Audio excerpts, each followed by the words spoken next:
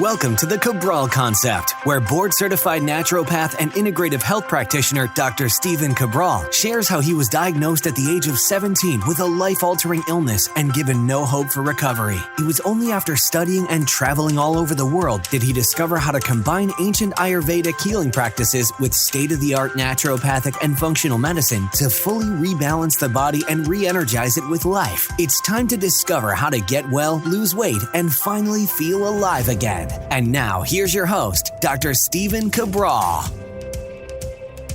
everyone, and welcome back to the show. Great to have you with me here today. Looking forward to going over our Cabral HouseCalls, where we answer our community's questions each and every weekend, every Saturday, every Sunday. Depending on when you listen to them, they might be a little different day of the week. But what I do is I make sure that I really reserve the weekends to try to get back as much as I can to our community, which is so amazing, really spans over the entire world.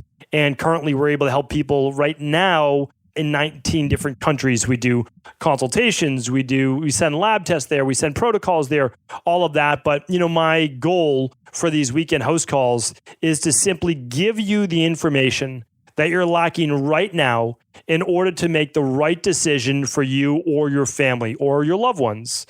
And the reason we want to do that is to give you an honest second opinion, an unbiased opinion where you can say, okay, this is the information I'm getting from my MD or PCP or other practitioner or whatever, just books, articles that you're reading.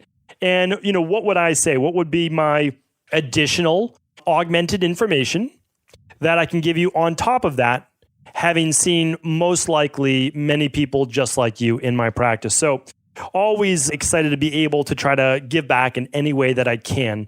And certainly do feel blessed in my own life to be able to have found my answers and help many others along the way. So let's get into our first question. It's coming in from Chris. Chris writes, "Hi, Stephen. Big fan of all the work you do and the free content you provide. I recently had a male hormone blood test done as I was suspecting low testosterone. I feel fatigued upon waking despite 8 hours of sleep, no morning erections, fat around the breasts and belly button despite having a fairly lean waist, and inability to build muscle were my main symptoms. My lifestyle is stress-free apart from my workouts, which I do for 1 hour 3 times per week. On my off days from work, I work 4 days a week at a garden center, which is a physical job. I'm on my feet for 7 hours a day and average around 15,000 steps a day. 8,000 on my off days. I sleep 8 hours a night, and I eat 4,000 calories a day of oats, sweet potatoes, veggies, rice, yogurt, cheese, whey protein, chicken, beef. My digestion on the whole is pretty good. I don't have any kids. I'm single. I have a job and a life that's pretty stress-free. Here are my lab results below." All right. So then they go on to write, "My hunch is overtraining as my nutrition, sleep, and stress seem to be under control. Any advice would be much appreciated. Thanks for all your hard work, Dr. Brawl." Okay. Chris, happy to help you with this.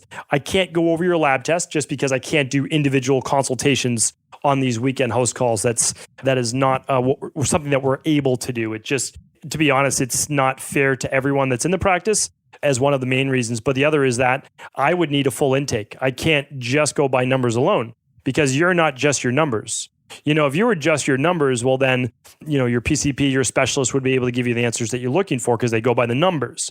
I go by the numbers, but I also go by what is your story, what else is going on, and it's a more in-depth conversation. But anyway, we can still help you, and that's what the house call is all about. So I agree with you that overall your nutrition, you're getting enough food, you're getting enough carbs, so you're not starving yourself. You're not telling your body that you're hungry. However, you very well might have a lot of food sensitivities, which is causing inflammation or potentially some type of malabsorption-based issues.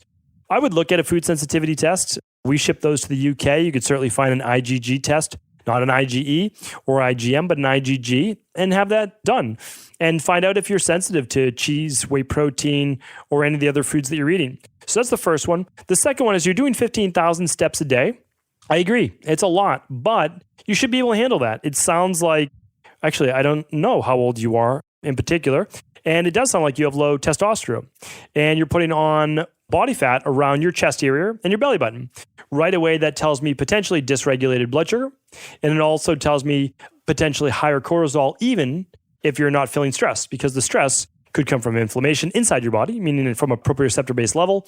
It could come from poor digestion. It could come from heavy metals. It could come from detox-based issues. So no matter what, I am recommending a 21-day detox. For your 21-day detox, I'd probably just recommend the first 2 days would be your fasted days.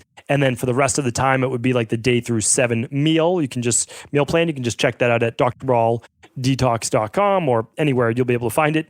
And then we need to take the stress off of the adrenals so that you can start to produce more testosterone naturally.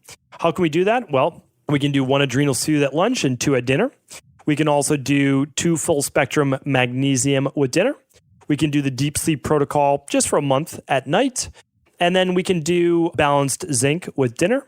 And we can do either the full spectrum vitamin C or the alkalizing vitamin C. You could do that upon waking. 2 capsules full spectrum vitamin C or 1 scoop alkalizing vitamin C upon waking. All of those things would give you at least of course, we would want you doing at least the level 1 or level 2, I would say, daily foundational protocol. So that's really what I recommend. Again, I can't give you specifics. I can't treat, diagnose, or cure disease, certainly not over a podcast, right? If you're just saying generally, like, how do I boost my testosterone? That is the baseline. It's where I would start. And then I would run a true functional medicine test, which is the thyroid adrenal hormone. That's going to tell you about your thyroid, your cortisol levels, your free testosterone, your DHEA. I want to see where the blockages are. I'm going to look at your vitamin D. I'll look at your hemoglobin A1C, your insulin levels. That is the test to run. It's called the thyroid adrenal hormone. After you do that, then you can do the detox and the protocol that I spoke about. Okay. Diane's up next. What is the best test to run for chronic sinus issues? It's not too bad, but my eyes always look like I have a mild allergy and my nose is always stuffed or needs to be blown. I'm dairy-free and currently have no pets in the house for the past 3 years. I'm reading the Rain Barrel Effect and love it. Thanks, Diane. Really great question, Diane. So right away, off the bat, I'm thinking 3 tests, like right off the bat. Organic acids test for yeast and candida overgrowth. The second one is a food sensitivity test for delayed reaction allergy sensitivities, which can cause exactly what it sounds like you have, which is allergic rhinitis or just itchiness of the eyes, a little runniness or congestion of the nose, or just inflammation of the sinuses. And the third one is a mold toxicity test. I would do those in that order. So if you can only afford 1, organic acids test. If you can afford 2, I would do the food sensitivity, and the third one is the mold. Of course, for kind of these mystery-based illnesses, I'm always recommending the big 5, but I understand if not everyone's able to do that. So hopefully that helps. And I'd throw one more in there, the stool. I would do the stool test because it's all part of the gut, right? And it's all part of the issues why people might be dealing with all these different types of allergy and sinus-based issues. But no matter what, run at least 1 or 2 of those labs and then start doing the allergy-based protocol as well and take the balanced zinc 1 cap at dinner. Okay, Lila is up next. What do you recommend when a woman is pregnant and feeling sluggish and tired? It's a great question. So I have done my shows on how to have a happy, healthy pregnancy, but I don't think that I've answered in particular, what do you do when you're tired while pregnant? Because here's the thing, a lot of transformations going on in your body and with your own body. And also, you're massively increasing blood flow and your own blood supply. So there's a couple things I recommend. One is, and I know this is going to sound counterintuitive and probably not the answer you're looking for, you need more rest when you're pregnant. Here's why. Your body's in more of an anabolic growth-based stage, but on purpose. It's supposed to be because you're growing another life inside of you. So 8 to 9 hours of sleep, okay? You can get more, but most women won't have the time to get more, but 8 to 9 hours. I know you probably can't wake up later, so please go to bed earlier. That is going to help as well. And then scheduled downtime during the day. Work or move your body from 8 o'clock to 11:30, 12, that's 4 hours. Take an hour of more relaxed time. Now, if you're saying to yourself, I can't really do that, I'm at work, this and that, try to take at least a little bit of relaxation-based time. Listen to a podcast you enjoy, a funny video, read a book, just kind of relax your nervous system. And then at night, you can do your workouts, but we're going to try to take those down a little bit. Still get your steps. Exercise is important while pregnant. We just don't want to overdo it. And the other thing is this, make sure that you are increasing your calories to a healthy level, of course, and not depriving yourself of carbohydrates while pregnant as well. You need glucose, you need fat, and you need protein because all of those things are needed for your child. That is the crux of it. We don't use caffeine. We use ginger tea. That's a nice one that will wake you up after meals. So that's a great one to do. Going for a short 15-minute walk or so after lunch can give you a little bit boost in energy rather than sluggishness as well, because it will help ease that parasympathetic with digestion. That's the answer I'm going to give you for today. Now, there are other suggestions we can get, but we need to make sure you're getting to bed earlier and really trying to turn off the day. The goal is that you're pregnant for 40 weeks, right? 9 months, 10 months. What we need to do is understand that that's a special time. That is a time that you are really giving your life, your energy, and all your nutrients. That's why we really have to make sure that you're doing your daily nutritional support shake, your prenatal vitamin, your omega-3s, your vitamin D, all of those things that I've been talking about in order to make sure you're not deficient in all of your vitamins and nutrients. So really make sure of that, and then trying to get to bed earlier. Okay, a pregnancy massage too. I can't discount that. That's a great thing to do too. All right, Anali is up next. Anali. Hello, my mother has been doing keto for the past year and a half and has become an absolute zealot. Lately, she has taken to telling me how I'm killing myself and my family by feeding them carbs. I'm curious if you have an easy-to-read information or studies about possible negative effects to doing keto long-term. She claims she's feeling the best she's ever felt in her life, complaining that fake sweeteners she uses for cooking give her an instant headache, and that doesn't seem to be enough to convince her that she shouldn't be eating them. Thanks for your time. Love your podcast, especially episodes focusing on the Ayurvedic systems. Thank you for the question. There is no easy way to convince someone that does not want to be convinced. So I actually talked about this on, it was 2 Friday reviews ago. Yes, I did. Actually, I want to see if I can find that for you in particular. Okay, it was episode 1113, I believe. And I talked about that I'm here to help people when they've just taken the first step or they've already been on this mission for quite some time. I can't help people that don't want to be helped. They're not open to it. I've been doing this so long that I can just say, it's not helping me. It's not helping you. It's not helping your mom. She doesn't want to be convinced. The only thing that truly convinces people is to get them the data, to get them to take a lab test, to show them that they may be imbalanced.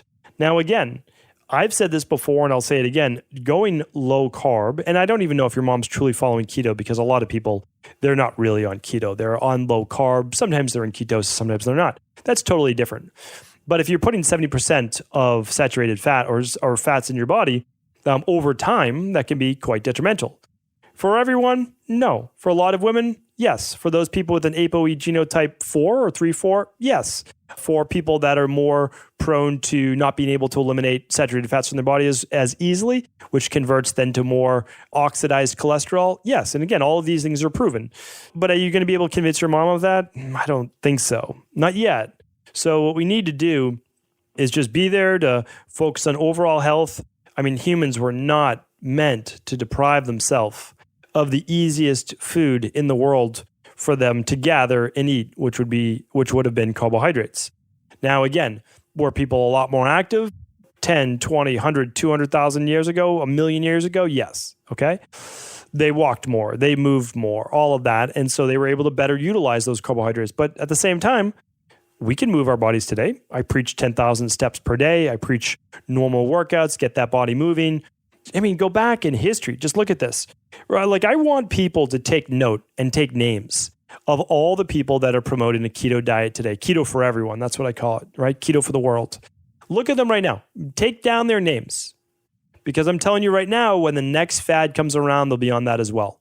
Because it's about making money and not about what's best for people. I'm about what's best for people. And you have not seen me sway ever. I will not sway. I won't sway. And the reason is that I run labs and I can see what it does to some people's body. Everyone, no. And I'm not saying that.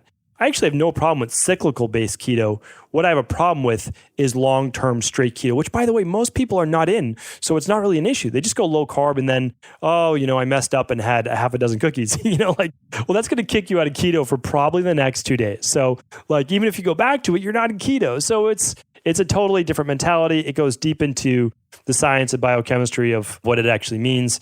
And unless someone's using like Keto Mojo or a machine to test to see if they're even producing ketones, they may or may not be. I'm sorry, I can't give you that like silver bullet, and I don't think your mom would even be open to it. So I apologize, but the truth is that we all have that in our family. Like, I mean, how many times have I tried to convince family members in my own, like, don't use this fake butter. Like literally it's hydrogenated fats from vegetable oils that they made into something solid that should never have happened in nature. Why are you doing this? And they say, well, and they can't give me an answer. So, but again, like, it's not my job. Like I want to be able to convert the world, but I can't do that. Or at least I'm not very good at it, I guess. All right. Francis is up next. I've searched through old podcasts, but haven't found the answer. Besides improper digestion of fat, what can cause loose or cause floating stool? I've had a 72-hour fecal fat test and the results came back normal. My pancreatic enzymes were also normal. I've also heard that EDS may lead to constipation. I'm curious if this is true and if there is a way to improve EDS symptoms. Thank you for all the amazing information you provide. Okay, so great question, Francis. For those that don't know or aren't familiar with EDS, it's pronounced or it's written out Ehlers-Danlos syndrome. That might not even be the best pronunciation, but really what it is, and I'm certainly not an expert or specialist in this area, but what I know it to be is loose joints or connective tissue. So it's basically laxity of the joints.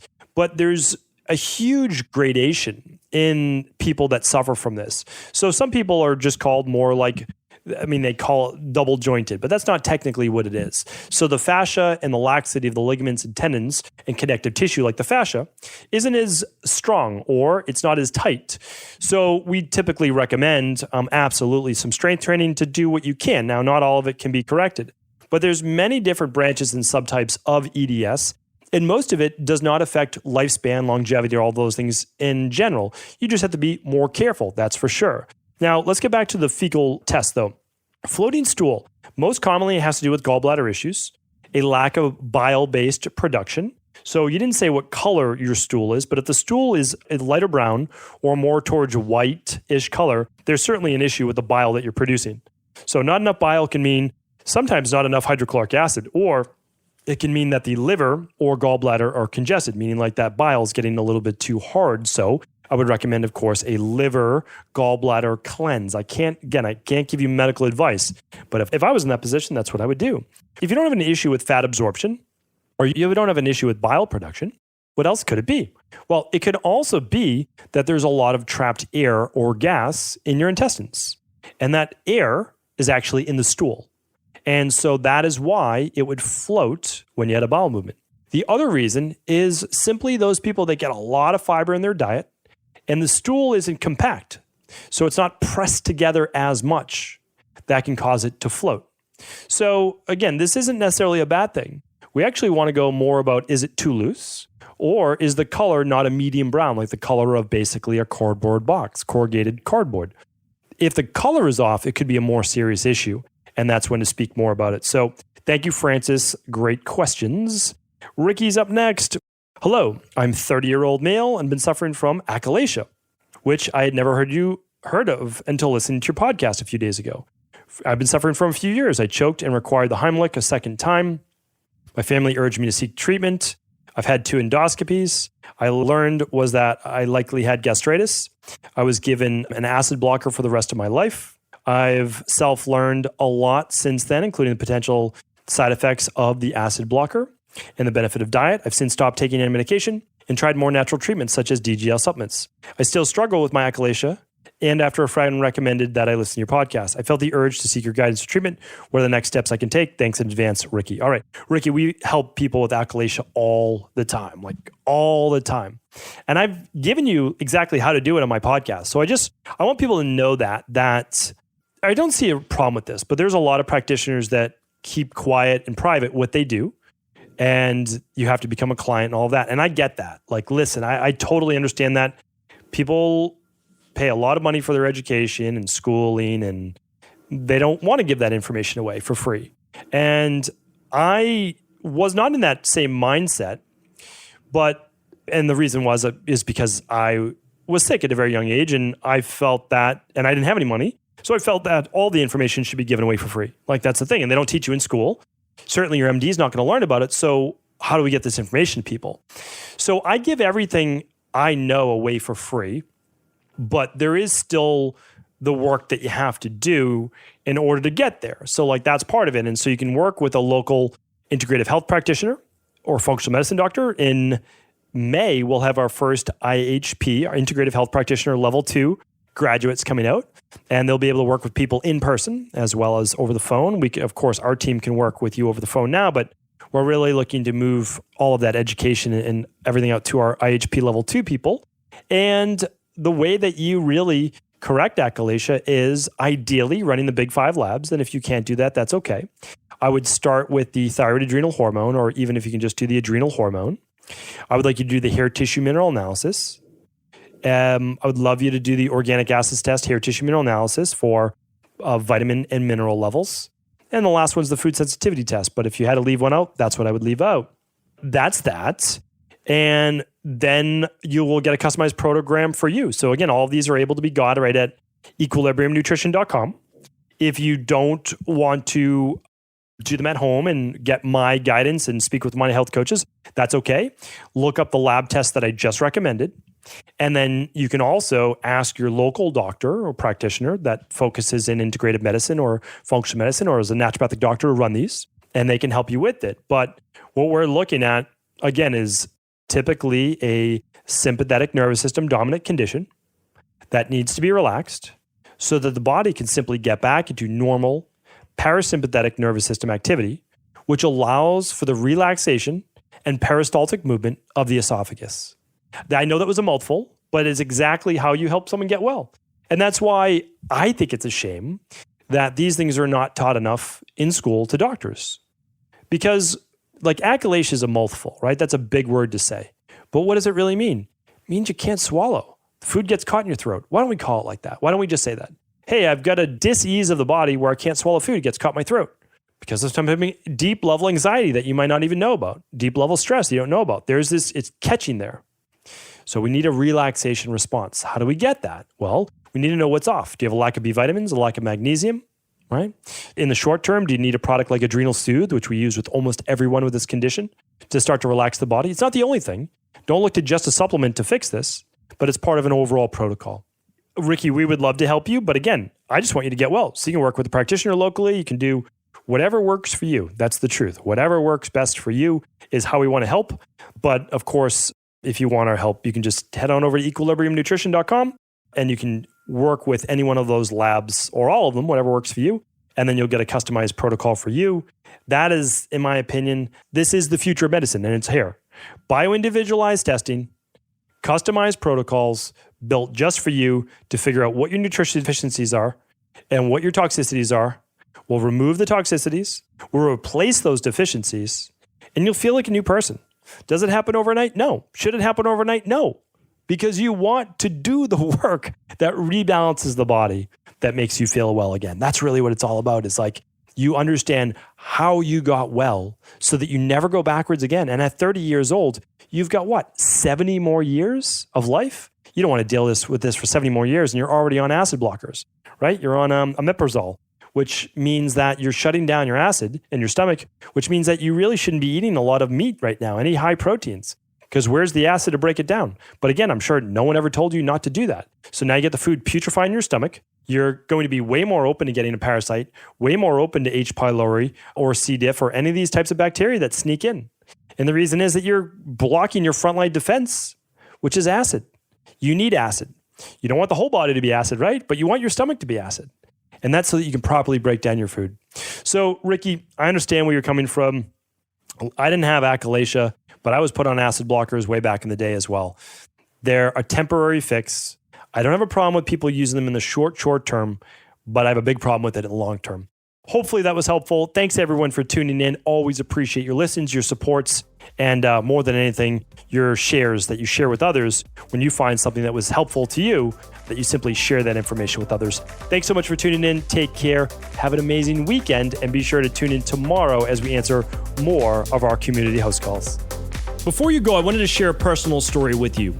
The real reason I began to get well finally is because I figured out what was wrong with me. And that might seem pretty obvious, but I went from doctor to doctor for over 2 years before discovering at-home functional medicine lab testing. These are the labs that enabled me to finally figure out what was wrong with my hormones, blood sugar, electrolytes, and gut health. And once I knew what was wrong, I could then follow a proven plan in order to rebalance my body from the inside out. This is why I believe so strongly in functional medicine lab testing and why I've made it my mission to share these labs with the world. Now at Equa.life, you can order an at-home lab test or lab bundle for you and your family and be able to complete it within the week. Plus, the Equa.life difference is that you're not left to try to read and figure out these labs on your own. We explain what your lab numbers mean, what they mean in the much bigger picture, and then how to go about rebalancing your body in order to heal. To see our full selection of lab tests or to set up a free lab selection call to find out what labs may be best for you, simply head on over to Equa.life/labs. And do remember, we ship these all over the world. To find out more and to set up your free lab selection call, simply head on over to Equa.life/labs. That's EQUI.LIFE/labs.